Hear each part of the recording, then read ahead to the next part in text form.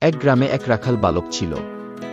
সে প্রত্যেক দিন গ্রামের গবাদি পশুগুলোকে খাওয়ানোর জন্য বনে নিয়ে যেত। সে ছিল খুবই ধূর্ত।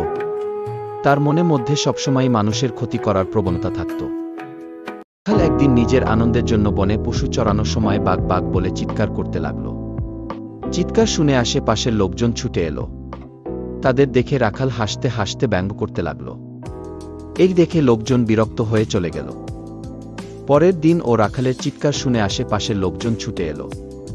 তাদের দেখে রাখাল আবারও হাসতে হাসতে ব্যঙ্গ করতে লাগল। তারা রেগে বলল, আর কোনোদিন রাখালের ডাকে আসবে না। এই বলে তারা সবাই চলে গেল। কিন্তু একদিন সত্যি সত্যিই বাঘ এসে হাজির হলো এবং পশুদের ধরে ধরে খেতে লাগল।